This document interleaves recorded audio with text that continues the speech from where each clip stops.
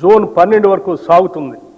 గ్రామ, మండల, నియోజకవర్గ, జిల్లా మరియు రాష్ట్ర స్థాయిల వరకు పరిశుభ్రత, ఫైళ్ల క్లియరెన్స్, ఆరోగ్యం, రోడ్డు సేఫ్టీ, సంక్షేమం, పిల్లల భద్రత, డ్రగ్స్కు నో, రైతు సంక్షేమం, వ్యవసాయం, విద్య, యువత, క్రీడలు, మహిళలు, పర్యావరణం వంటి 10 అంశాలతో కూడిన ఈ కార్యక్రమాన్ని ప్రజాప్రతినిధులు, జిల్లా అధికారులు, స్వయం సహాయక సంఘాల మహిళలు మరియు పౌర సమాజ సంస్థల భాగస్వామ్యంతో అమలు చేస్తున్నాం.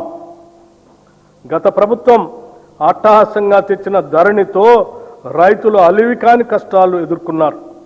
ఈ భూ సమస్యలకు శాశ్వత పరిష్కారం కోసం ప్రభుత్వం తెలంగాణ భూభారతి చట్టం 2025ను అమలు చేసింది. ఈ చట్టం ద్వారా ప్రత్యేకమైన భూమి గుర్తింపు వ్యవస్థతో పాటు ఆర్టిఫిషియల్ ఇంటెలిజెన్స్ ఆధారిత భూమిత్ర చాట్ బాట్ను కూడా ప్రవేశపెట్టింది. గ్రామ స్థాయిలో భూ పరిపాలన బలోపేతం చేయడానికి 5010 గ్రామ పాలనా అధికారులతో సహా 8900 మంది సిబ్బందిని నియమించాం. అదనంగా 5520 లైసెన్స్డ్ సర్వేయర్లు తమ సేవలను అందిస్తున్నారు. ఈ సంవత్సరం 3,76,000 కొత్త పట్టాదారు పాస్బుక్స్ జారీ చేయబడ్డాయి. భూభారతి చట్టం అమలులో భాగంగా రిజిస్ట్రేషన్, రెవెన్యూ, సర్వే సేవలను ఒకే వేదికపైకి తీసుకొని వచ్చాము. దీంతో రైతుల సమస్యలకు త్వరిత పరిష్కారం అందించే అవకాశం కలిగింది.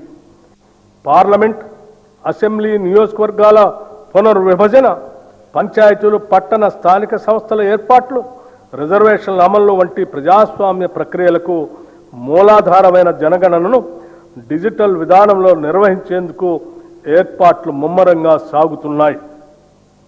తెలంగాణ రాష్ట్రం ఏర్పడిన తర్వాత జరుగుతున్న మొట్టమొదటి జనగణన ఇది.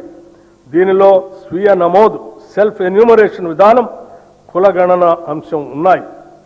మొదటి దశ జనగణన 2026 మే 11 నుండి జూన్ 9 వరకు నిర్వహించబడుతుంది. సెల్ఫ్ ఎన్యూమరేషన్ ప్రక్రియ 2026 ఏప్రిల్ 26 నుండి మే 10 వరకు కొనసాగుతుంది. రెండవ దశ దేశవ్యాప్తంగా 2027 ఫిబ్రవరి 9 నుండి ఫిబ్రవరి 28 వరకు నిర్వహిస్తారు. తదుపరి మార్చి 1, 2027 తేదీని రిఫరెన్స్ డేట్గా తీసుకుంటారు. ప్రజల ఆకాంక్షలను దృష్టిలో ఉంచుకొని ఈ ప్రజా ప్రభుత్వం అభయహస్తం పేరుతో ప్రజాహిత పథకాలను అమలు పరుస్తుంది.